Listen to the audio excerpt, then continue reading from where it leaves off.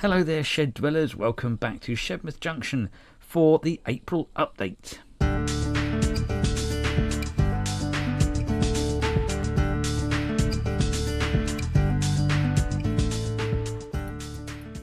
Hello there, shed dwellers, and welcome back to Shedmouth Junction for our April update. And we have got a lot to get through today, so we're not going to be any of this fannying about. We're going to be getting straight into it. No fannying about whatsoever. Well, be quick, don't fanny about.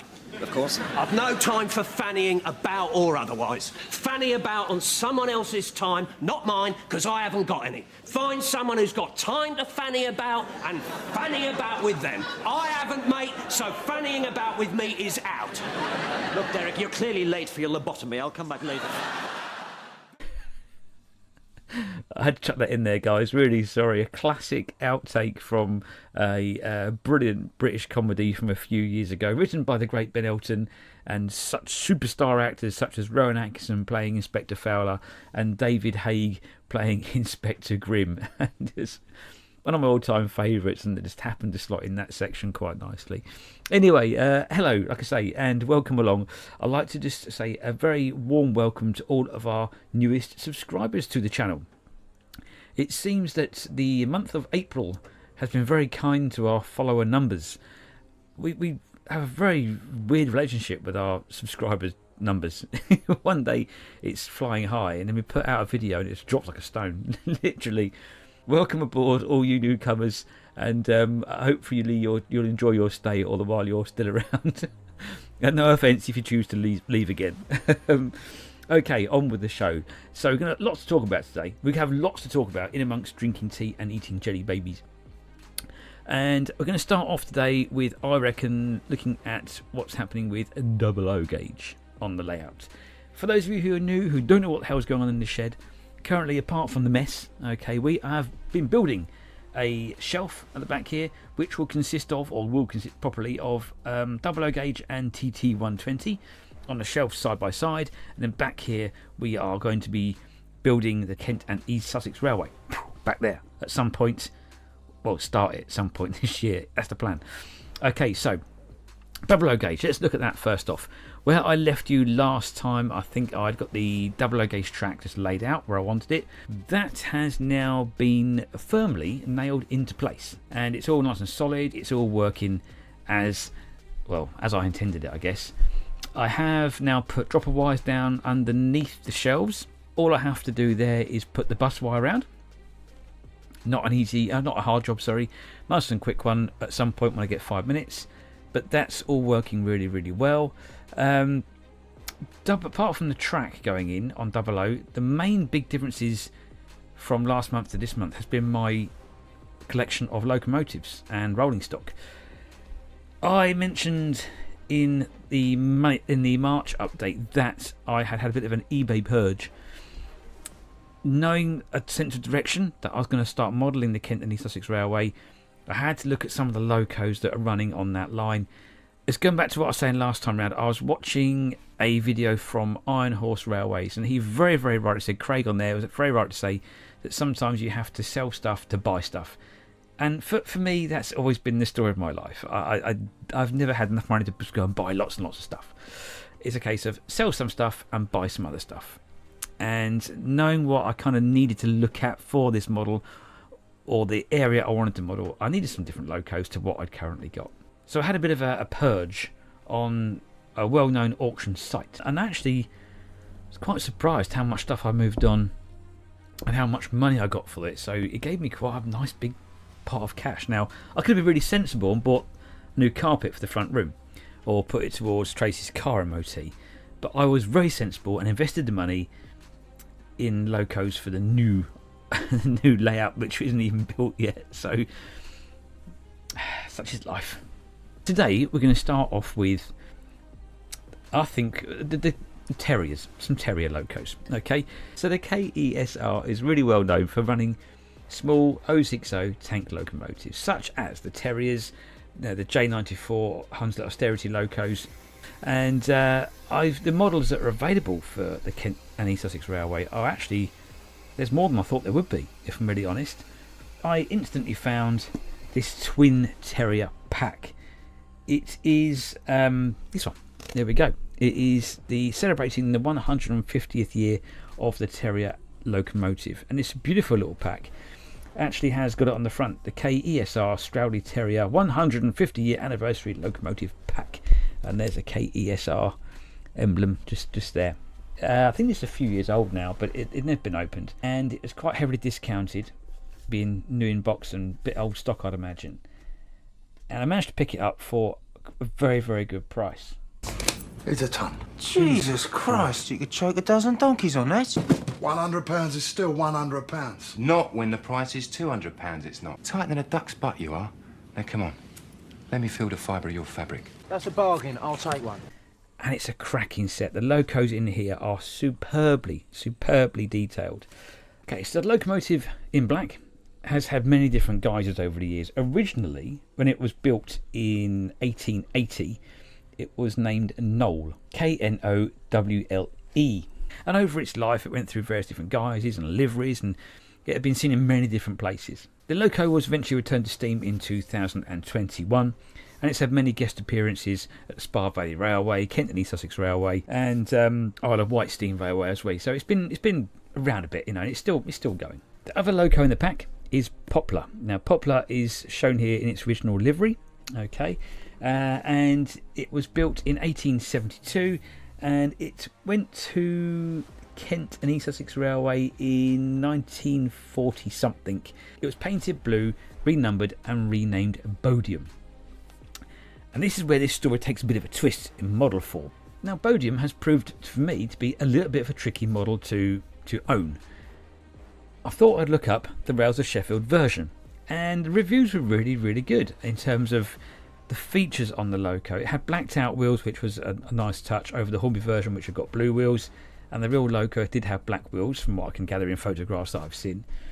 It had the addition of a flickering firebox, and the internal cab was potentially slightly more realistic as well.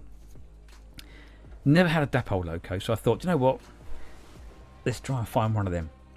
Spent a little bit of time on the interwebs and managed to locate one, brand new in the box, never been out of the box, never been looked at, run or anything. And when I got it, this really nice looking box, nicely packaged, top job. Took it out, had a look at it, and I could instantly see, sadly, that the running plate was really bent. It was properly banana shaped. I thought, oh, it's a shame. That is a real shame. And the rest of the loco looked cracking. Where the running plate had bent, it had also moved the tank, the water tank, from the side of the loco and separated it from the cab. So this bend was quite a forceful bend. You can tell it hadn't been dropped, it hadn't been damaged, it was brand spanking new, it had never been run. You can see it hadn't been run. And it turns out, when I got home, looked at it and did a bit of internet research, that there were a few that did go out not entirely straight. I put it on the track, it ran lovely, but I couldn't live with it. It was so bent. But not being one to, go on the internet and just sound off at people willy-nilly, I thought, you know what, it'd be nice if I can get this thing repaired. I got hold of Dapol and I said, is there any chance this can be fixed? Can another running plate be put on? And their response was, if we've got a new spare part that is straight, it could be done, but not something for the amateur modeller to be taking on. It's a big old job. I got hold of the seller and said, look, the thing's bent. And the seller was really, really good and said, look, send it back. I'll give you a full refund. Not a problem whatsoever. So fair play to the seller. The loco's gone back, which is a real shame, like I say, because it did look brilliant and I liked it a lot. Got the money back, and I literally went out and bought the Hornby version. And there it is. In fact, you may have noticed it's hacking around the track. Well, not hacking, it's tootling around the track as we speak. Hornby version of Bodium. It does look the part. It is absolutely brilliant, and it's the brand that personally I love. I've never had a problem with any Hornby locos. I know some people out there are going to go, well, there's not a brand in the world out there that doesn't have the odd occasional issue. So far, touching wood, every Hornby loco I've bought has been absolutely fantastic. So apart from that, I think in 00, that is pretty much where we're at the moment. I can't do too much more to the track. I'm just using it now to run the locos around. So let's move on to TT120. Okay, so TT120, how's that going? Do you know what I absolutely love? TT120. As a scale, I think it is absolutely fantastic. I've mentioned it a few times, and I know there's lots of hate towards it. There's no doubt about it. When you see the locos in the flesh and actually running, they are stunning. The detail's fantastic. They run beautifully well. The coaches, the roll on the coaches is brilliant. You only got to touch them. They roll a quarter mile. They're absolutely brilliant. So yeah, I've got no problem with TT120, and in fact, the pace of it, of releases, I can see to some people in this modern world a bit frustrating. But I think that's just the nature of the modern world. We all want something yesterday, can't bother to wait for it. We want it here, now, and going, ready to go. The reality is, it's not going to happen that quick. And as soon as they released the information on TT, I knew, it's obvious, it's never going to be a fast moving thing in terms of production and getting this underway. It's going to take years, absolutely years. So, yeah, it's if anything, TT for me has over delivered. Maybe I'm easy to please, I don't know, but I'm loving it. I'm absolutely loving it. So where have I got to with my TT layout? Well, I laid out all the track around the outside of the 00 gauge, and just wanted to test the loco, test the track, see how it was going. And using Pico track, I wanted to put droppers down, and I managed to find some N gauge fish plates with dropper wires already attached on the flea bait, and they fit really, really easily. I was kind of dreading the whole having to push them in and getting like bleeding thumbs, but no, they are in absolutely lovely, nice and straightforward. They're a little bit short, if anything. They are a little bit short, but I think once the track's glued down, it'll be absolutely fine. Not going to go anywhere. So it was, once it was laid down and tested it all out, make sure it's working, it was time to take it all apart again and start building up the height. Now Jeremy sent me round, very kindly Jeremy, thank you very much, some insulation board which he had left over from a build somewhere, whatever he was doing, and I'm utilising this foam to raise up my TT track. I'm going to model sections at a time, and I'm making each section the exact same length as the baseboard, in the individual baseboards as I go around the shed. So at any point, if I've got to take the shelves down, it'll literally come down in sections. Really, really easy. It'll be stuck to each individual shelf that's up there. So it kind of makes sense in my head. It's like modular, and you build it a bit at a time, go around the shed. The first part is already done, or half done. I've sculpted out the rough shape that I want. I've put the cork down on top of that, and I've laid the track down and stuck it down in position, running the dropper wires down through the foam. So it'll probably be about sort of 6 sections like this I'll be making, and then joining them up respectively where they need to go. Once I've done that, I can then start looking at the scenics and that sort of stuff. So, one last thing to mention in TT. Got hold of the latest TT supplement in the Hornby magazine this month. I'm looking through the supplement here in the future releases section. It does say, there's some good locos in here. It says LMS/BR Black 5. Oh, that could be exciting. And right next to it, in thick grey letters, it says the J94. If for all you long-term followers, you know how much I love a J94 loco. Really excited about that. If that does come off and Hornby do pull this out of the bag and make that, I'm going to be the first customer to go, yes please sir, I'll have some of that.